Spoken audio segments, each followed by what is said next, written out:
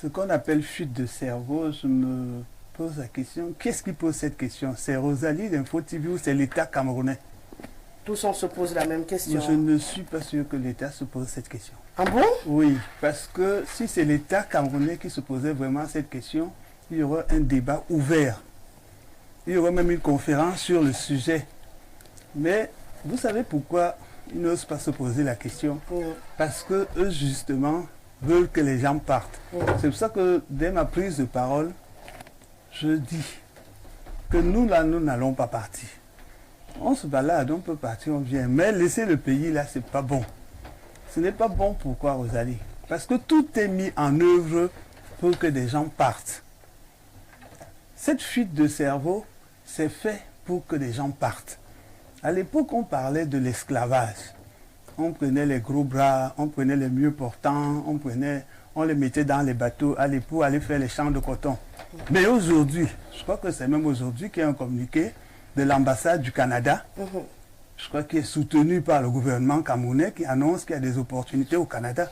Ça veut dire que le Cameroun forme des gens pour aller enrichir le Canada. Ça, c'est choquant et vexant. Ça veut dire qu'on met tout en œuvre pour que les gens partent. Et pourquoi ils veulent que les gens partent? C'est pour qu'eux, ils restent. Parce que, posons-nous la question, pourquoi eux, leurs enfants reviennent et prennent des places? Pourquoi eux, leurs enfants ne sont pas en fuite de cerveau? C'est parce qu'on veut tromper le monde. C'est-à-dire qu'on veut renouveler. C'est-à-dire que vous partez, nous allons rester et nous allons être remplacés par nos enfants. C'est pour ça que moi, je refuse de tenir le langage qu'on dit « Non, partez tous parce que c'est mauvais. » Non. Parce que si le plus grand nombre reste en résistant, en tenant bon, ils ne prendront pas la place comme ça. D'accord. C'est le fait, c'est le vide.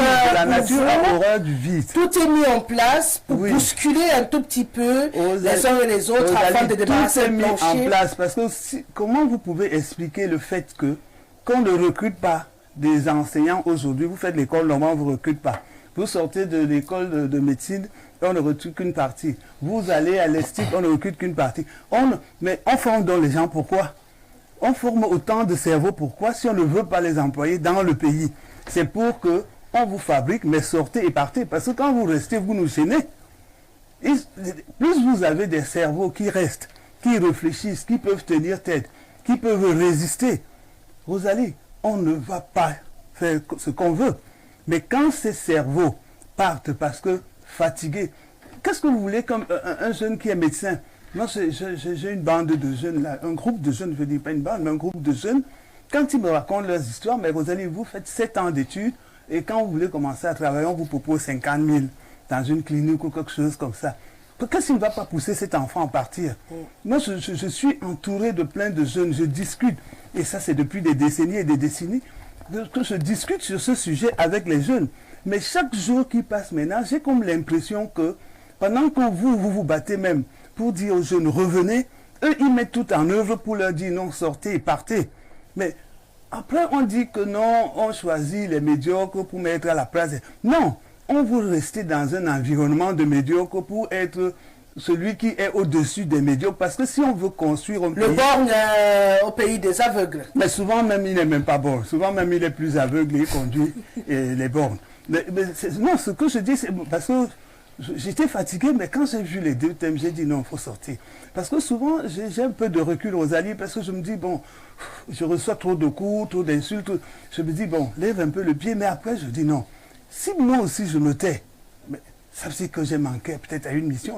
Il vaut mieux continuer, mais ce n'est pas facile, Rosalie, de voir comment les enfants partent par milliers, de voir comment les jeunes meurent par milliers, de voir comment les familles pleurent par milliers, et de voir qu'on reste totalement indifférent et qu'on envoie un communiqué officiel pour dire que loterie gratuite, le Canada demande de faire même une conférence, je crois, c'est au Hilton, je ne sais pas où, quelque part, je crois, demain ou après-demain, pour dire que voici les opportunités qu'on offre pour le Canada.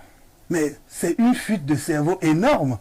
C'est une fuite de cerveau énorme. Moi, je pensais avant que le Cameroun formait un peu, peut-être pour continuer à former les gens à l'étranger pour qu'ils reviennent. Mais maintenant, on vient même piocher sur place pour dire, allez, sortez en vague, sortez en vague. Mais qui va donc rester construire ce pays? Et quand on met toutes les conditions, quand on traumatise la jeunesse quand des jeunes comme les Bounisac sont en prison, quand les Valseros sont en exil, quand les professeurs Foguet sont en prison, quand des médecins s'assoient par terre au milieu de la route, quand plein de choses comme ça, vous les voyez, quelle force on vous donne pour rester dans le pays?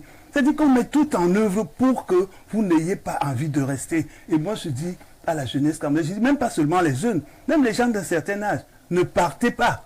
Restez, parce que ce pays nous appartient à nous tous. Ne partez pas, restez. Ils vont construire avec nous, ils vont faire avec nous, en tenant compte de nous. Je ne dis pas que c'est mauvais de sortir. On va faire un tour, on revient. Mais vous savez, vous ne pouvez pas voir ce que c'est comme sacrifice d'accepter de revenir. Nous avons bien les cas. Voilà, Eto'o, il avait une vie dehors, non? Il est revenu se faire insulter tous les jours. Manu Dibango est venu, il a essuyé la honte dans ce pays. C'est que quand vous osez même revenir, c'est pour vous faire insulter matin, midi et soir. Mais je dis, il faut quand même revenir. Il faut faire même, peut-être comme Eto'o, je ne regarde pas les autres problèmes, mais il faut revenir se faire insulter, mais il faut être sur place. Le combat se mène sur place. D'accord. Et puis il faut aussi donner les passeports aux gens comme Valsero, parce qu'ils ne peuvent pas faire tout le combat dehors, quoi. Il faut qu'on revienne sur place.